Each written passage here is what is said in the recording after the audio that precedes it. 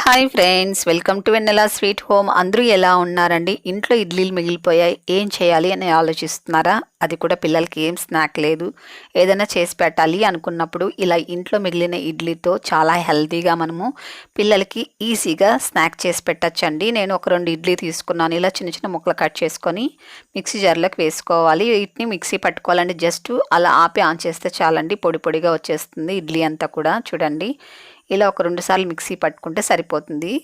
ఇప్పుడు దీన్ని ఒక బౌల్లోకి తీసేసుకుందామండి. ఇందులో వాటర్ అంతా ఏం వేయకూడదండి. వాటర్ వేయకుండా మనం ఒక 2 టైమ్స్ మిక్సీ ఆపి ఆన్ చేస్తే సరిపోతుంది. ఇప్పుడు సన్నగా కట్ చేసుకున్న ఉల్లిపాయ ముక్కలు వేసుకోవాలి. ఇలా పొడవు కట్ చేసుకుంటే తినేటప్పుడు చాలా బాగుంటాయి. అలాగే ఒక 3 పచ్చిమిరపకాయలు ఇలా సన్నగా కట్ చేసుకొని వేసుకోవాలి.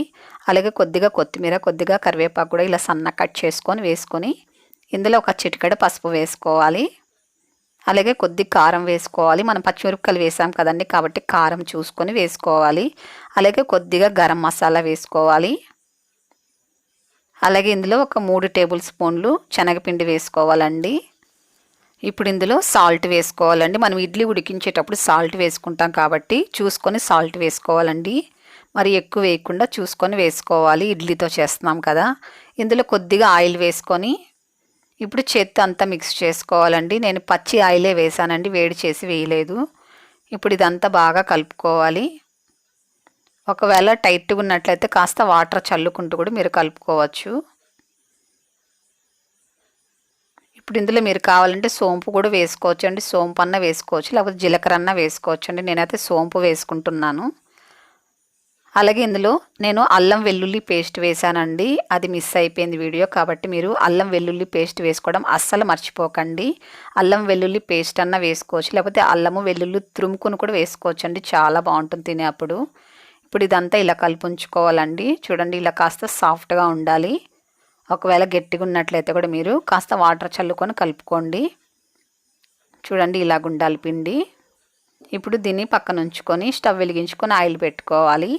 ఆయిల్ బాగా వేడెక్కిన తర్వాత మీడియం ఫ్లేమ్లో ఉంచుకొని చిన్న చిన్న పకోడీలాగా వేసుకోవాలండి. ఇంట్లో ఎప్పుడు ఇడ్లీ మిగులుతూనే ఉంటుంది కదండి, పడేయకుండా మనము ఇలా పిల్లలకు స్నాక్ ఐటెం చేసి పెట్టచ్చండి. చాలా అంటే చాలా రుచికరంగా ఉంటాయి. అసలు పిల్లలైతే చాలా చాలా ఇష్టంగా తింటారండి. అంత బాగుంటాయి, చాలా కమ్మగా చాలా బాగుంటాయండి. మనం ఇడ్లీలో మినప్పప్పు వేస్తాం కదండి, అలాగే శనగపిండి కూడా యాడ్ చేసి ఇది చేస్తున్నాం కాబట్టి చాలా కమ్మగా ఉంటాయండి. టేస్ట్ అయితే మట్టుకు ఇలా కలుపుతూ ఫ్రై చేసుకోవాలి. ఇవి మంచి రంగు వచ్చేందుకు ఇలా ఫ్రై చేసుకున్న తర్వాత ఇప్పుడు తీసేసుకుందామండి.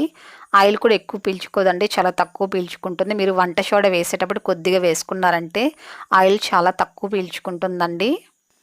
ఎప్పుడు ఇడ్లీ తిని తిని బోరు కొడుతుంటుంది కదండి ఇంట్లో వాళ్ళకి. అలాంటప్పుడు ఇలా స్నాక్గా చేసి ఇవ్వండి. ఇడ్లీని చాలా ఇష్టంగా తింటారండి.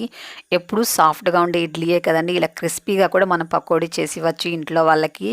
చూడండి ఎంత కలర్ఫుల్గా ఉన్నాయి, పైన క్రిస్పీగా లోపల సాఫ్ట్గా చాలా కమ్మగా ఉంటాయండి.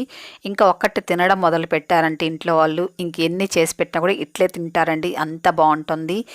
వేడి వేడి పకోడీ తింటూ టీ తాగుతుంటే ఈ క్లైమేట్కి ఎంత బాగుంటుందా కదా. మరెందుకు ఆలస్యం, మీరు కూడా ఒకసారి ఈ పకోడీ చేసుకొని టేస్ట్ చేయండి.